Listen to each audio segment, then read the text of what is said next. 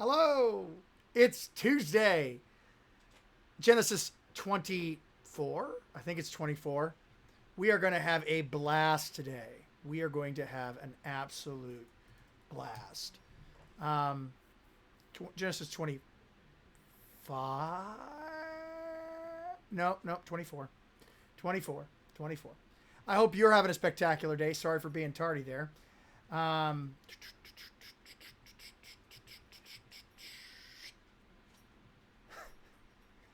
All right, that's working.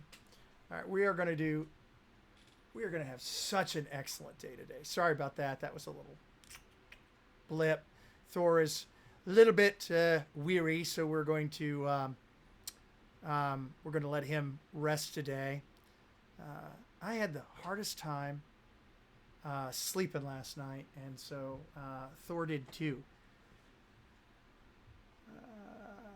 Jean, Erica, Linda, Steve, Brian, Priscilla, Beth, Terry Lynn. Got to put my phone on Do Not Disturb.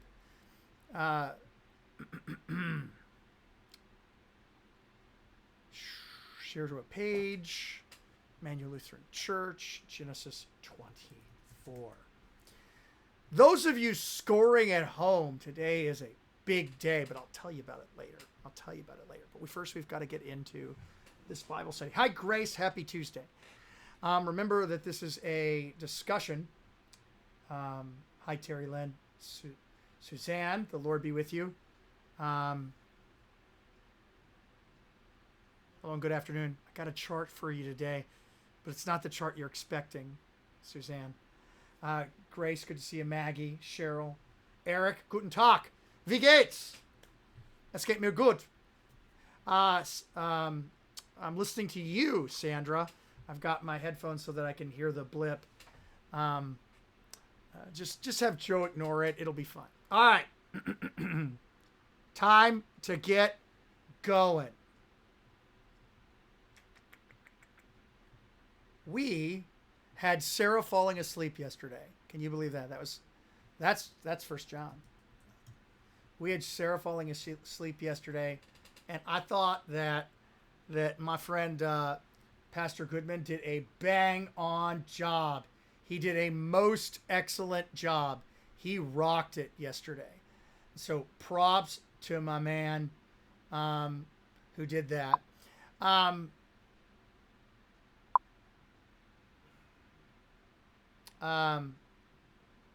Yeah, that's not a beard, Hall. That's just my regular fuzzle. So Abraham was old. He was advanced in years, many days in those days. And the Lord had baraked him. He had blessed him in all things. Bakal, in all things. So sounds like things are sort of winding down for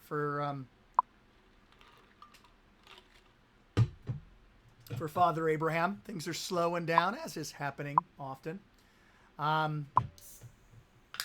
It's a beard starter kit. All right, Killian, I'm going to shave tomorrow. That's it. You people, you give me, you razz me about my facial hair. All right, and Abraham said to his servant, the oldest of his household, who was in charge of all of it. So this is the Joseph. Hi, Bobby Joe. The Lord be with you. This was the Joseph of his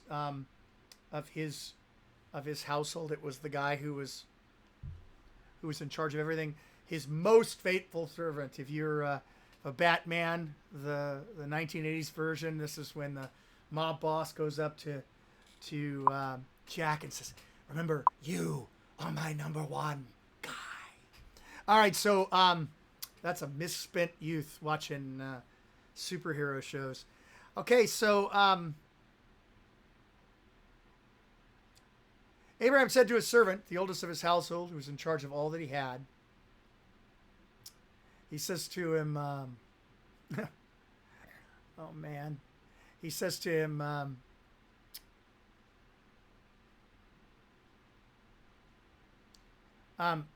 put your hand, set your hand on the under part, the inner part under my thigh, my upper thigh. Yeah.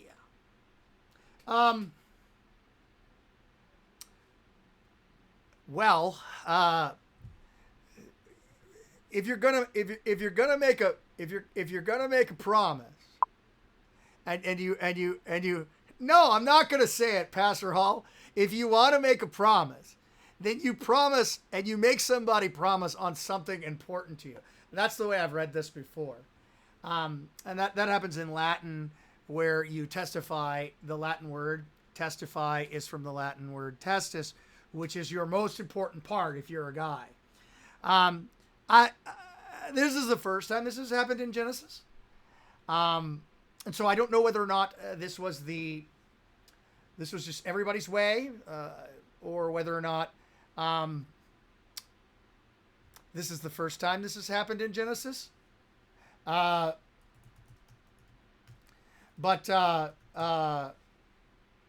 it is as awkward and intended to be as awkward as it is. And the thing to think about here is and I like Luther on this, that Abraham is literally making him swear on his children, on Abraham's children. So this is taking God this is like taking God and saying, you promised that my seed would be as numerous as the stars and the sand on the seashore. Say that fast 3 times. And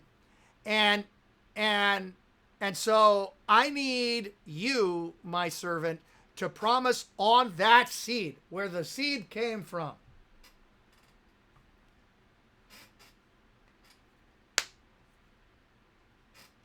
You got it. Yeah. Yes, my buddy Thor lost his hammer a while back, and he still blames me for it, even on Facebook. Get it? His hammer? Never mind. All right, so he makes him put his hand where the promise came from, and on Abraham's most important parts. Hey, I don't make the news. I only report the news. Unbelievable. Unbelievable.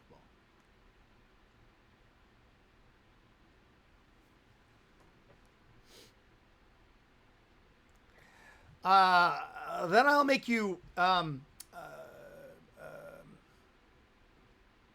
there's our favorite word again, swear. We learned this word. It also means 7. But I may make you swear by the Lord, the God of the heavens and of the earth. Thanks, Rick. That's nice of you, buddy. Thank you very much. The Lord be with you also.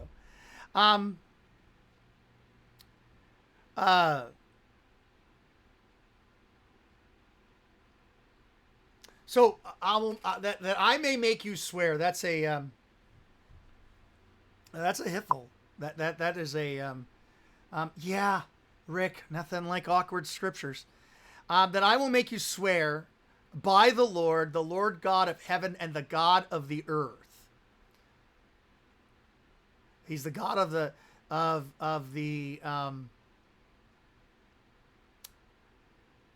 Hashemayim, and he's the God of the Haaretz, the heavens and the earth. Thank you for making me do Genesis. My Hebrew has gotten tons better. It's all coming back to me now. Anyway, that you will not take, Colonel, the Lord be with you, that you will not take for my son from the daughters of the Canaanites among whom I dwell. And so this is almost like he wants him to make him a promise, and the promise is really simple. I want you to promise me that that you're not gonna take a wife from this land, from where I'm staying. Yeah, I know, Grace. That was awful, and I was off key, and it was just awful, and it was Celine Dion, and I got no excuse for myself, but I have one excuse later on. But okay, now why? Well, let's finish but that you will go to the land, and to my kindred, to my offspring, to my relatives. I think that's kindred here because of to my kindred. I'm just keeping you on your toes. You can't skip over those. Yeah, we're about to find out. Yeah, hey, fun times, Pastor Hall. We're having fun times here. So that you'll find you will go to my country and my kindred, and take a wife for my son Isaac. So, why? Why doesn't he want a person from the Canaanites? Does he not like the Canaanites? I mean, this is not me with the boys up north saying, you know, I don't want you to take a wife from these Yankees. That's not what's going on here. Why doesn't Abraham want them to take a wife from the Canaanites? Why doesn't God want them to take wives from the Canaanites? It's really, really simple. We see it in our families all the time.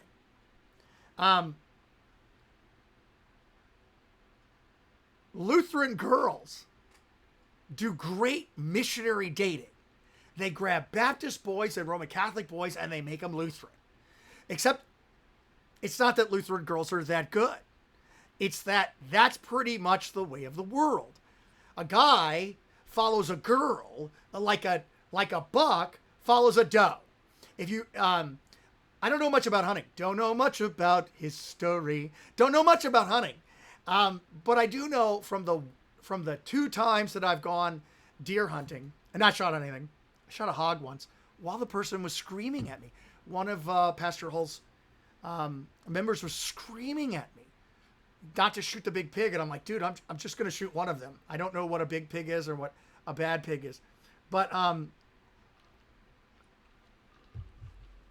what I know from deer hunting is you got the doe, and if you wait, you will find the buck, because the buck loses his mind chasing the doe, and we watch it with our kids.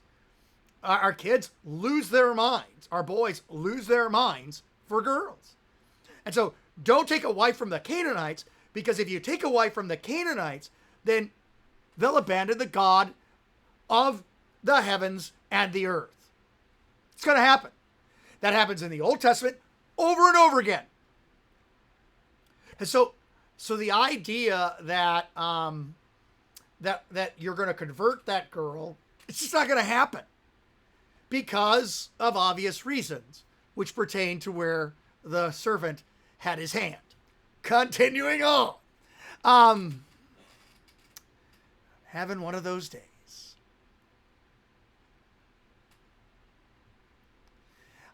The servant responds and says to him, to Abraham, 5,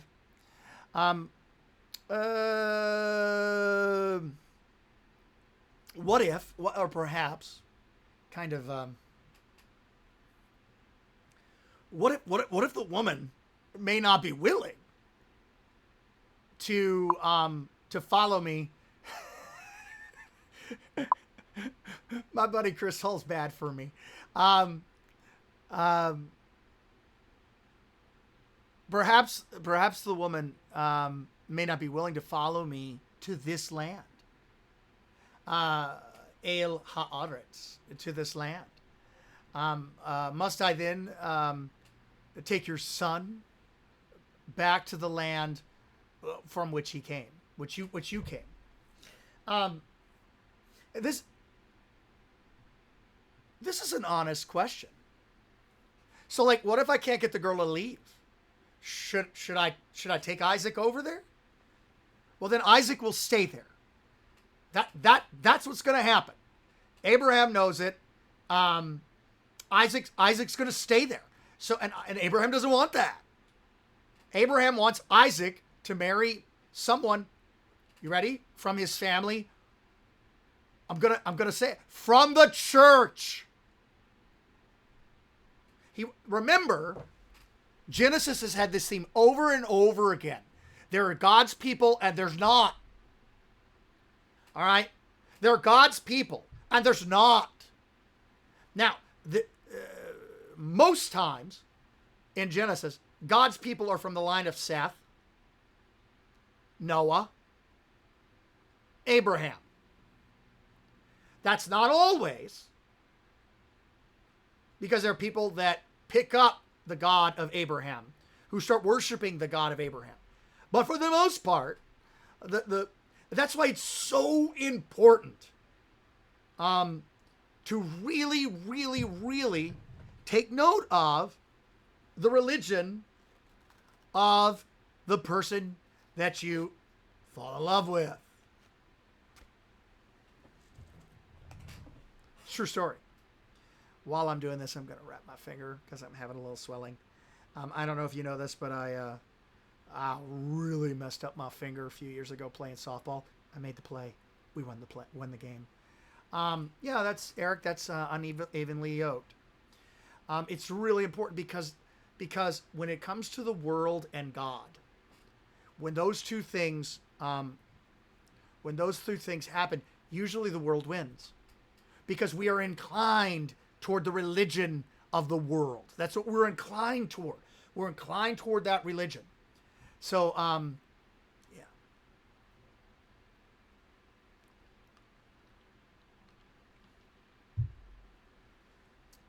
Please pray for healing. It's actually doing really well. I had the actual knuckle replaced, so this isn't real. Does it look real? Anyway, yeah. And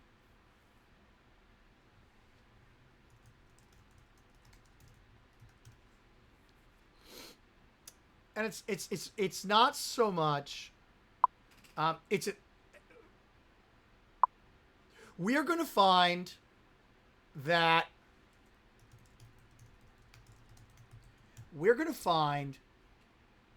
God is the one that brings husbands and wives together. That it doesn't matter whether or not they have a magic moment. It doesn't matter if it's an arranged marriage. It doesn't matter whether or not Abraham is the one that goes and gets them. God's the one that does it.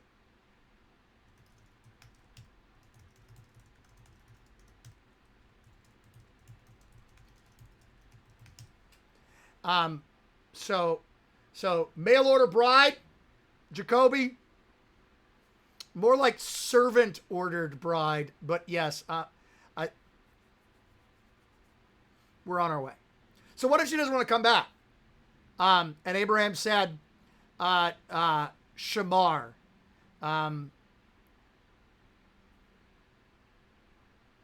Hear or listen to me. I mean, guard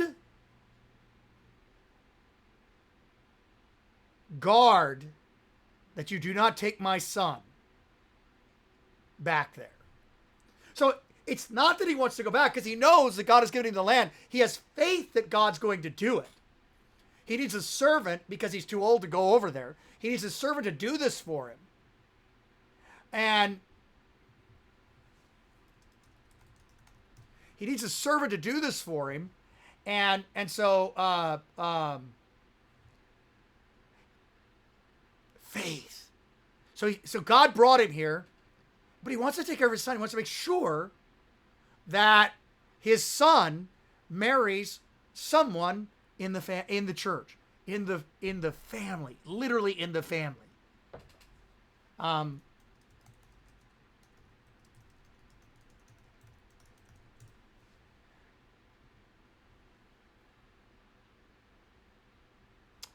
You know, the magic moment, Brian, occurs later on, and I never fail to sing that song when it comes to boys and girls.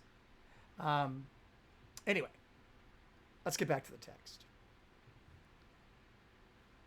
Now, guard, see to it isn't strong enough. It's guard, keep him from going back there.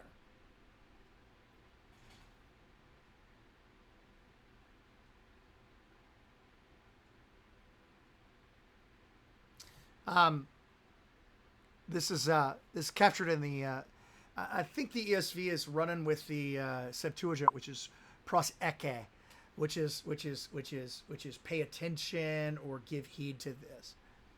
All right. Yahweh, the God of heaven. See, now this is why I don't want him to go back there. Yahweh, the God of heaven. Not to mention, watch what happens when Jacob goes back there. It takes him 7 years to come home. 14, actually. 14 years to come home. The Lord, the God of heaven,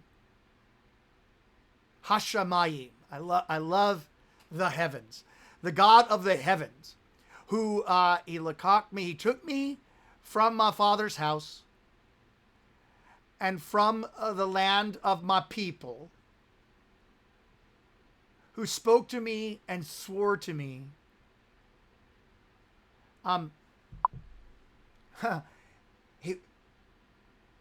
Brian, we'll see you later. The Lord be with you. You can catch the rest of it on the recording. What I love about this, what I absolutely love about this is Abraham makes him swear that he will keep it in the family, that he will keep it in the church.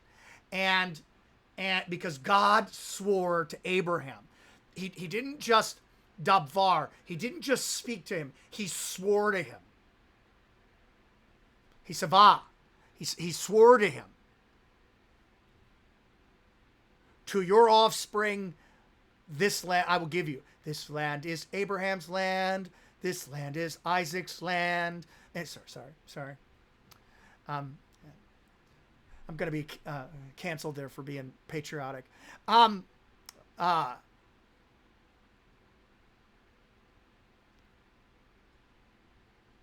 He gave you this land to yeah. He will send out his angel, his messenger before you. And you shall take a wife for my son from there. So listen to the faith. Oh, listen to the faith. It's going to happen. You're going to do it. God's promised. He swore. You're just the instrument. Literally, we just work here. That's what I tell people when they start to complain about the gospel. I'm like, look, I just work here. I just work here. And the pay's not even good. Although the benefits, it's a great retirement plan. Get it?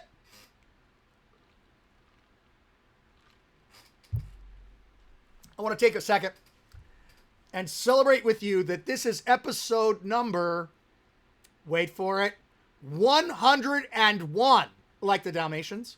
101 episodes of Higher Things Bible Study at 2 p.m. I think I did like 90 of them. And like Finker has done like 92. I think I've done like 92, and Finker's done like 5 or 6. And Goodman. Don't you love Harrison Goodman? And Goodman's done, was it just too bad singing? Are you giving me credit for good singing, Jacoby? I want you to go, if you've loved this content, if you've loved these 101 Bible studies, if you've gone with us through Matthew and through Colossians, and now we're almost halfway through Genesis, go and register for the virtual conference.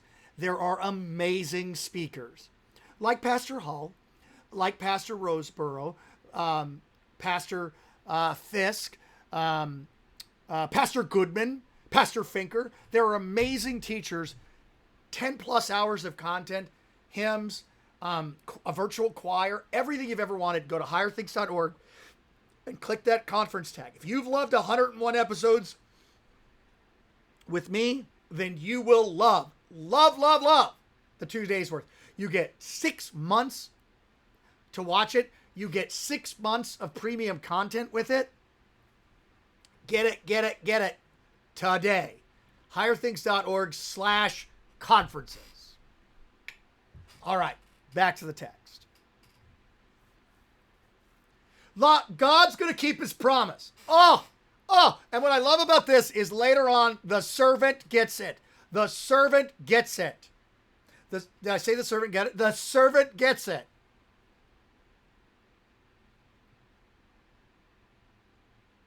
But if a woman is not willing to follow you back, then you will be freed from that oath of mine.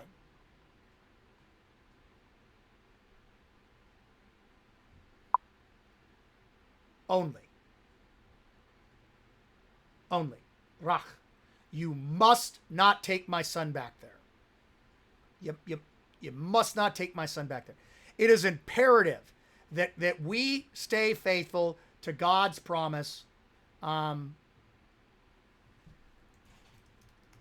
we stay faithful to God's promise. It is imperative that we stay faithful to God's promise. Because he's faithful to us.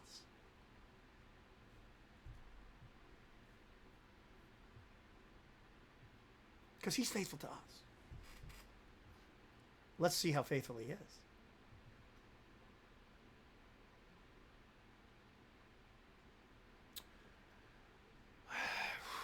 So the servant put his hand on the upper inner part of Abraham's thigh.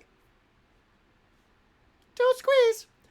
And his and the his master, his Lord, his Adonai, and swore to his master, I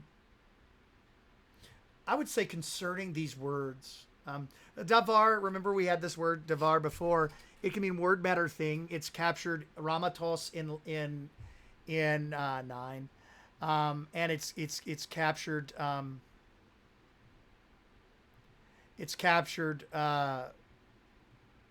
with ha ha ha ha ha. Look at the Latin concerning this sermon.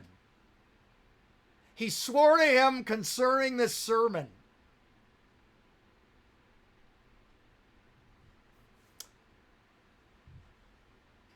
Cindy is thanking you. When Cindy thanks you, it's got to be in an Italiano accent, a combination of Italian and Chicago. Gosh, you know what Chicago is? My kind of town, Chicago is.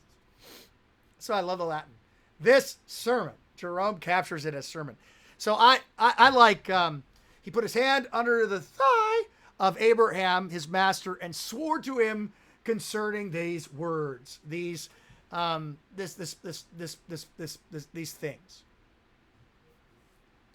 The servant took 10. Hey, Jacoby, that was good singing. My kind of town, Chicago. I love Chicago. Every time every time I go away from Chicago, something pulls me back in. Anyway, Godfather 3. So he took 10 of his master's camels. I love camels and higher things. The llama is a cameloid. And the thing about higher things, there's a little higher things myth here that when you have youth conferences, you usually have to entertain the kids. And so we entertained the kids by means of sometimes petting zoos. And I think Jacoby was the first to do a petting zoo at a Higher Things conference. And so we have this petting zoo, and it never fails to happen that when there is a llama, the llama bites the registrar. The llama bites a registrar. So the llama bites the registrar. So like the llama will like skip the kids and go right to the registrar. No matter what whoever the registrar is, they're gonna get bit by a llama who is a cameloid, and that's the reason for the side story. A little bit of youth ministry tall tales there, or llama tales. And so we have pictures of even Paul Solik is a world-class organist playing the organ. He's practicing before service with a llama mask on. Gotta watch those llamas.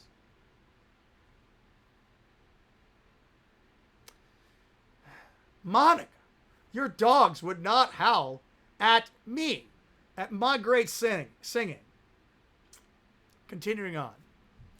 The servant took 10 of the master's camels and departed. You gotta take stuff. You understand? You gotta take stuff. You gotta take stuff. And faith brings the stuff. Faith believes that the Lord's going to fulfill his promise. That Abraham, the man of faith, acting in faith, that everything that Abraham does is blessed. Oh, would that we had this faith. That we believed that everything, yeah, I prayed for the Cubs, Steve. I prayed in church for the Cubs. My congregation was so down when the Cubs were down 3-1. And I didn't even like the Cubs.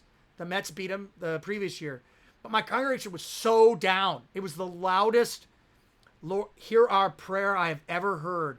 Was when I slipped in a Cub prayer. It's like, Lord, you don't care about sports, and you bless, and you curse, and you lift up, and you lay low. It would sure be nice, though, for all of us if the Cubs would win. It's been a long time. So it's to your glory and in your mercy that you would do this, Lord, in your mercy. And they were the loudest hear our prayer I've ever heard. And the rest is the Lord answering the prayers of a righteous pastor. All sorts of choice gifts from his master. So load him down with stuff, and he rose and went to Mesopotamia, to the city of Nahor. Or as the Hebrew says, Nahor. Got that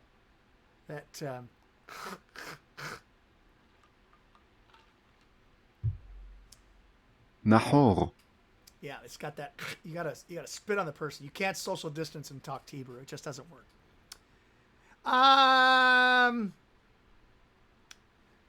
an interesting word. That is to kneel down.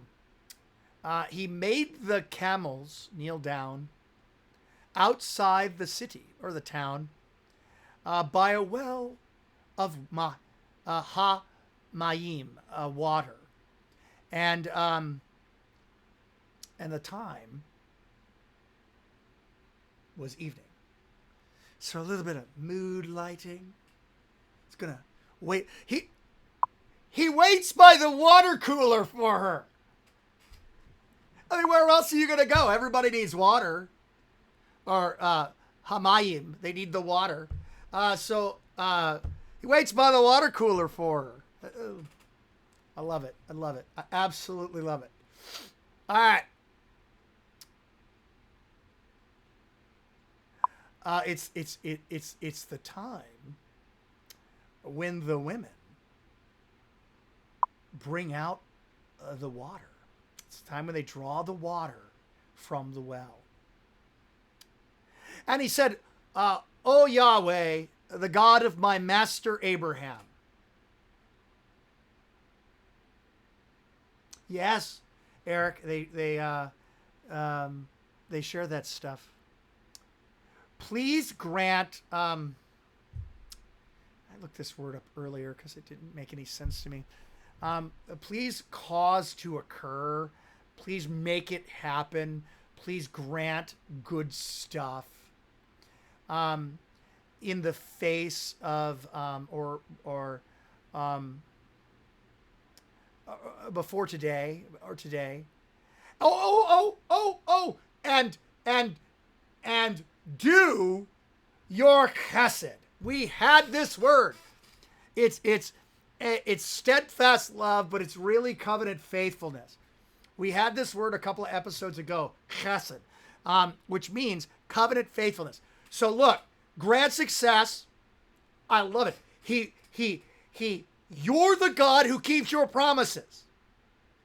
So be the God that keeps promises and grant success to my master. So you're the God of Abraham. You've made promises to him, so grant me success.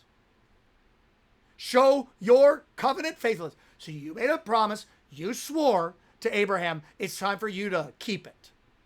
I love this faith. I love this faith because that's not unbelief. No, that's faith. That's the faith that you stand at you stand at the gates, and the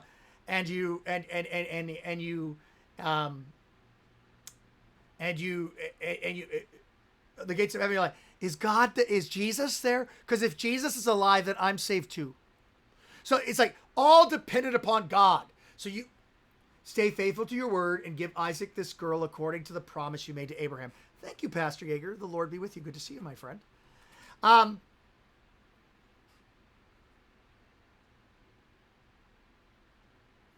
Dr. Nagel used to say, oh, you've made this promise to you. You jolly well better keep it.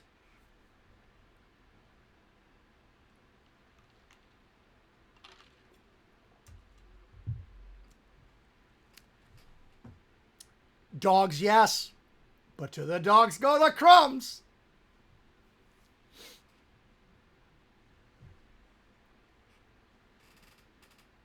Behold, I am standing by the spring of water, and the daughters of men of the town are coming out to draw the water. And then he does a GPS prayer.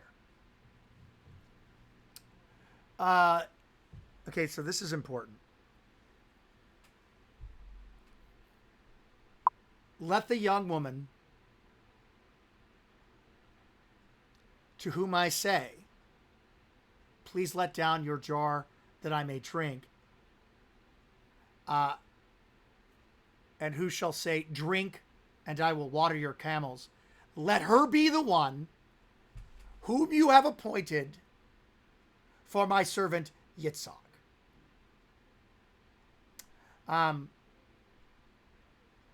For your servant Yitzhak, excuse me, your servant Yitzhak. He's the. See that? See that little K there? That is an end K. I don't know why I messed that. This is Yud Kaf Het. This is Yukaf. This is that you've appointed or you have found to be right for. So, like, I'm going to say, please let down your jar that I may have a drink. And then she's going to say, drink and I will water your camels. And then let that girl be the one that's right for your servant Isaac. By this, I shall know that you have steadfast love for my master. Now,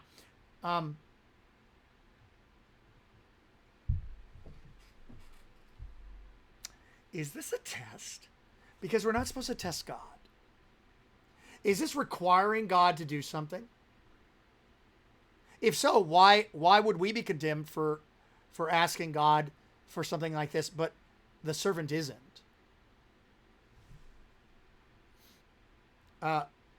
Luther has this great answer, and I want you to hear it.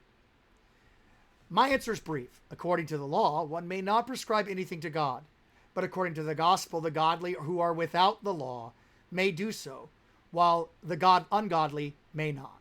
Therefore, this request is granted to the servant because he has the command of God. Thus, one give a brief answer, but we do not We do not want to take advantage of this evangelical freedom. Another way of saying this is by means of the law, by means of trusting in an unbelief. When you ask this and you tell God, if you are really there, then I'm going to need you to do this. That is not good. That is unbelief. But that is not what the servant said. The servant has been sent with the word of God from his master Abraham to find a wife for Isaac. And everything depends upon Isaac. He is the seed. God is going to provide for us a Savior, Jesus the Christ, through Isaac. And so, God's got to keep his promise. Dogs, yes, says the Canaanite dog woman, but to the dogs go the crumbs that fall from their master's table. So by faith alone, you can hold God to his promises. The unbelief and despair the unbelief and despair of testing God. Yes, another fleece. Of testing God. Gideon and the fleece. By testing God, not cool. But holding God to his promise, cool. Again, the out here is that everything done in faith, is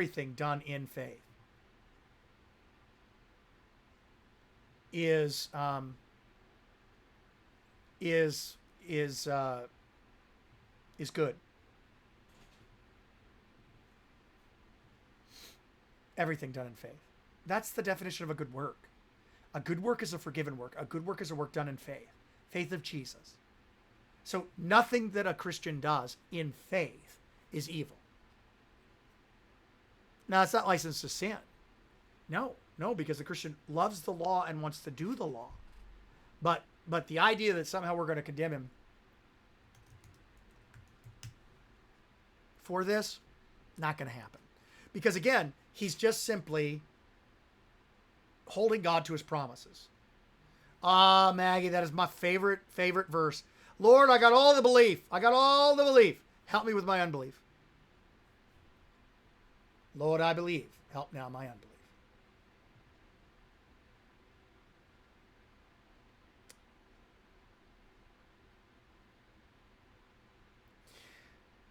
Before he's done speaking, and the Septuagint is amazing, and it happened before he had finished with the speaking in his coconut, in his mind.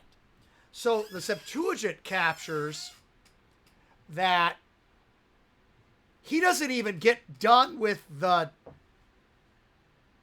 test. He's still thinking through the words.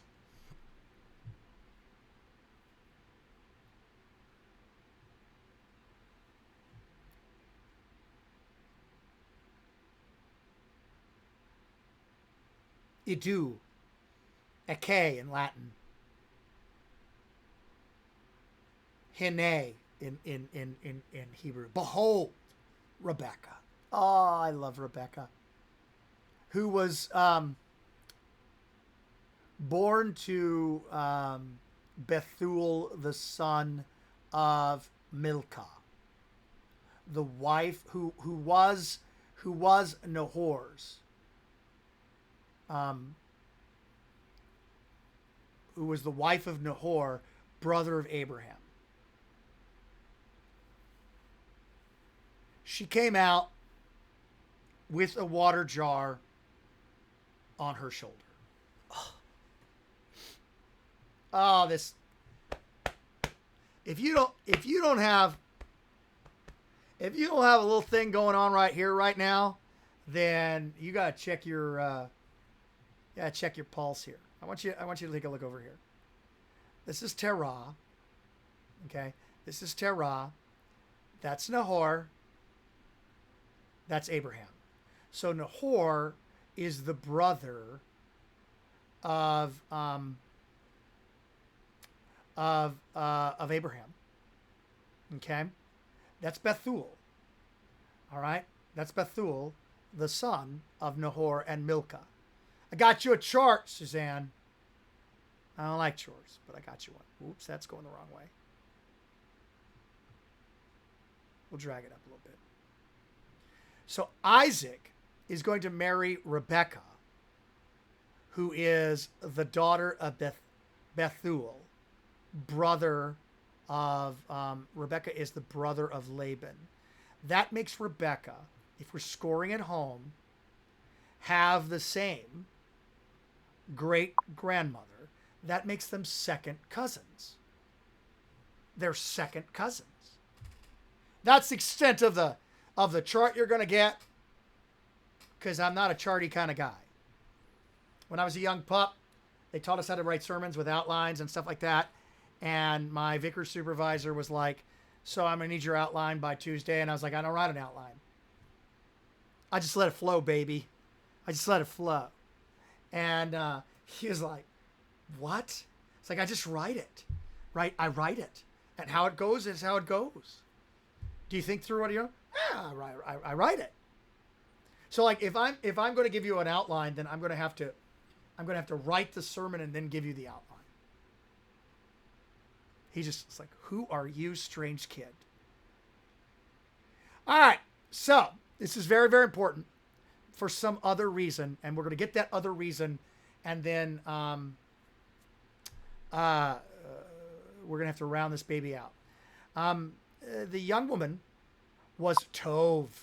She was very, no, they're second cousins, Maggie. Second cousins. Why don't you Google that for me? I could be wrong. Sharing the same great grandfather is second cousins. Legal in the state of Louisiana, probably. We like to call those in the South kissing cousins. Never mind. I'm just joking. The servant ran. Okay, so this is a young woman. The 16, the servant was, she's Tov. She's very, very, she's pretty. She's pretty in sight. And she's she's very pretty. She's mightily pretty. And she's a young woman. This word is synonymous with virgin. All right, it's translated in the Septuagint Parthenos. You can see Parthenos right here. So it's translated in the Septuagint as Parthenos. So she is a young woman, very pretty, very attractive. She's a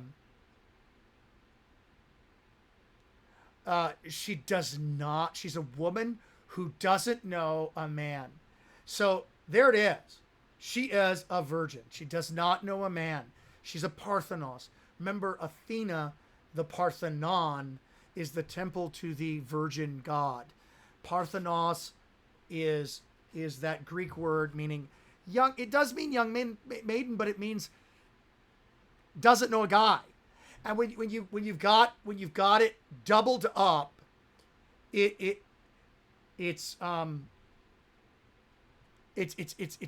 doubled up here. It's repeated. So first she's a virgin. She's a young woman who doesn't know a maiden. Now later on in the text, when my buddy lays out what's going on here, he's going to use the word virgin. So this is what's very, very important about this. So he's going to say here, behold, when he repaints the story to Nahor and to Laban, he's going to say, behold, I'm standing by the spring of water.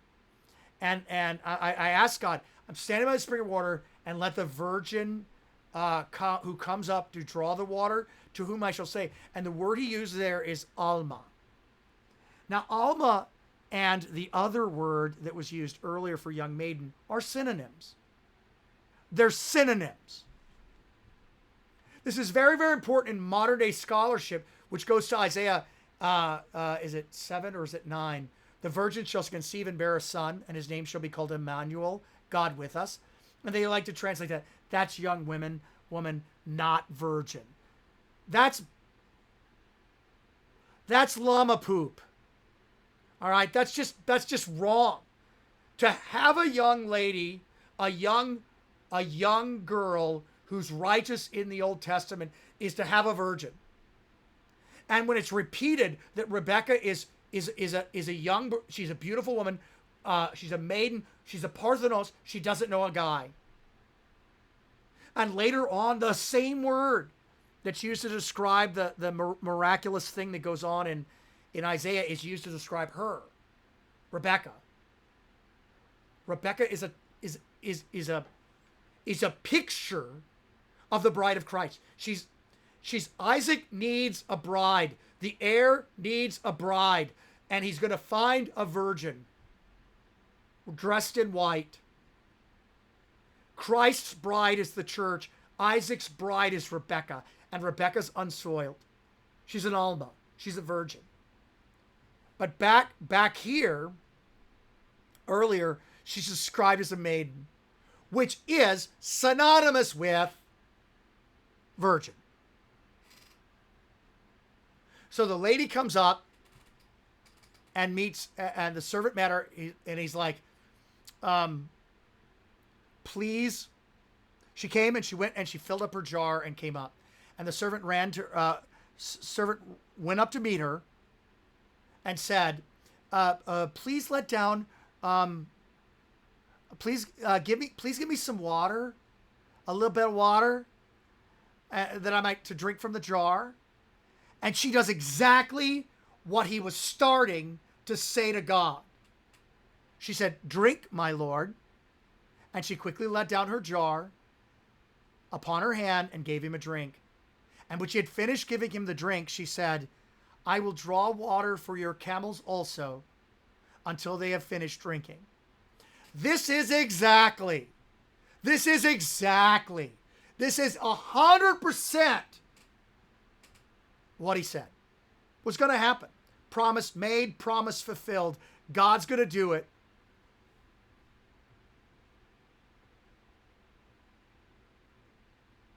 So she quickly emptied her jar into the trough and ran into the well to draw water, and she drew water for his camels. 21, which is our last verse for today.